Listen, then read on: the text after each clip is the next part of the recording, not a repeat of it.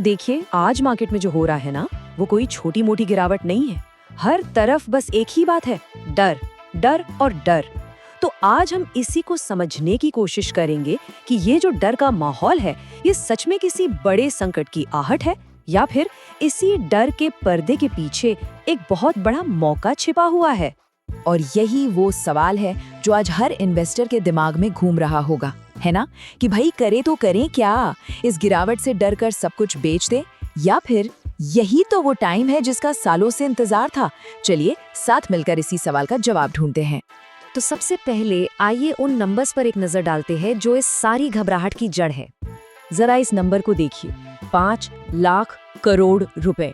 जी हाँ, हाल की गिरावट में इन्वेस्टर्स के इतने पैसे मार्केट से वाइप आउट हो गए, मतलब साफ हो गए हैं। अब आप ही सोचिए, जब इतनी बड़ी रकम डूबेगी तो डर तो लगेगा ही, और यही इस डर की सबसे बड़ी वजह भी है। और देखिए, निफ्टी जो हमारे मार्केट का एक तरह से बैरोमीटर है, वो भी एक बहुत ही जरूरी लेवल, मतलब एक साइकोलॉजिकल लेवल 22,500 की तरफ लुढ़क रहा है। और होता क्या है ना कि जब भी इंडेक्स ऐसे बड़े लेवल्स को तोड़ता है तो इन्वेस्टर्स में पैनिक और भी ज्यादा बढ़ जाता है। और कहानी सिर्फ शेयर मार्केट पर खत्म नहीं होती।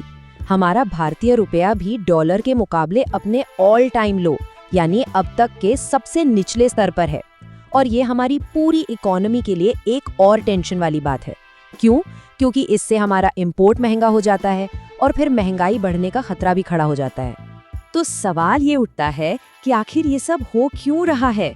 चलिए समझते हैं कि मार्केट पर इतना प्रेशर आ कहां से रहा है। देखिए, इस गिरावट के पीछे ना कोई एक वजह नहीं है, बल्कि कई सारे फैक्टर्स एक साथ काम कर रहे हैं। सबसे पहले तो जियोपॉलिटिकल टेंशन, मतलब जो दुनिया भर में लड़ाई झगड़े चल रहे हैं, इसकी वजह से क्रूड ऑयल यानी कच्चे तेल के दाम आसमान छू रहे हैं। फिर आते हैं विदेशी निवेशक, जिन्हें हम FIIs कहते हैं।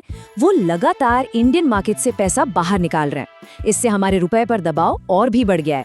और इन सबका सीधा असर हमारी इकोनॉमी की रीढ़ की हड्डी यानी हमारे बैंकिंग सेक्टर पर भी पड़ रहा है। ये FIIs की बिकवाली कितनी सीरियस है, इसका अंदाजा आप इस नंबर से लगाइए, 88,000 करोड़ रुपए। सिर्फ मार्च के महीने में FIIs ने इंडियन मार्केट से इतना पैसा निकाला है। अब जाहिर सी बात है, जब मार्केट से इतना बड़ा अमाउंट बाहर जाएगा तो गिरावट तो आएगी ही। लेकिन यहाँ पर एक बहुत बहुत जरूरी बात समझने वाली है। देखिए, हर गिरावट एक जैसी नहीं होती। याद कीजिए 2008 या 2020 का क्रैश, वो एक सिस्टेमिक कोलैप्स था, मतलब हमारा पूरा फाइनेंशियल सिस्टम ही खतरे में था। पर इस बार सोर्स मटेरियल के हिसाब से कहानी थोड़ी अलग है। ये गिरावट बाहरी खबरों और मार्केट के सेंटिमेंट की वजह से है। हमारी इकोनॉमी पर असर जरूर पड़ा है, पर वो टूटी नहीं है। ये एक टेम्परेरी झटका है, कोई परमानेंट डैमेज नहीं। तो अगर ये सिर्फ एक टेम्परेरी झटका है, तो फिर शायद ये डरने का नहीं, बल्कि अपना नजरिया बदलने का टाइम है। सोर्स मटेरियल में इसे एक गोल्डन अपॉर्चुनिटी कहा गया है। और सोचिए, जब देश की बेहतरीन कंपनियां और पूरा का पूरा इंडेक्स आपको भारी डिस्काउंट पर मिल रहा हो, तो इससे बड़ा सुनहरा मौका और क्या होगा? बस यहीं पर अपना माइंडसेट बदलने की जरूरत है। देखिए, मार्केट में ना हमेशा 2 तरह के लोग होते हैं। पहले, इमोशनल इन्वेस्टर। ये वो लोग हैं जो लालच में तब खरीदते हैं जब सब कुछ महंगा होता है, और डर के मारे तब बेच देते हैं जब सब कुछ सस्ता होता है, मतलब हमेशा उल्टा करते हैं। और फिर होते हैं स्मार्ट इन्वेस्टर। ये भीड़ के साथ नहीं, भीड़ के खिलाफ चलते हैं। जब बाकी सब डर रहे होते हैं, ये शांत दिमाग से अच्छी क्वालिटी की चीजें डिस्काउंट पर खरीद रहे होते हैं।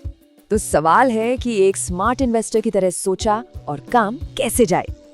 चलिए इस वॉलेटिलिटी से निपटने के लिए एक स्ट्रैटेजी पर नजर डालते हैं। और इस पूरी स्ट्रैटेजी का सबसे पहला और सबसे जरूरी उसूल है कैश इज किंग। इसका सीधा सा मतलब है कि ऐसे गिरे हुए मार्केट में जिसके पास कैश है वही असली किंग है। हाथ में कैश रखना कोई कमजोरी नहीं है, बल्कि ये आने वाले मौकों को भुनाने के लिए आपकी सबसे बड़ी ताकत है। तो सोर्स मटेरियल एक बहुत ही डिसिप्लिन तरीका बताता है पैसा लगाने का। गलती से भी अपना सारा पैसा एक साथ मत लगाइए।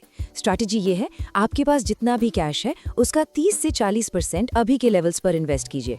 अगर मार्केट यहाँ से और ज्यादा गिरता है तो अपना अगला हिस्सा तब डालिए, और हमेशा एक आखिरी हिस्सा सबसे बुरी सिचुएशन के लिए बचा कर रखिए।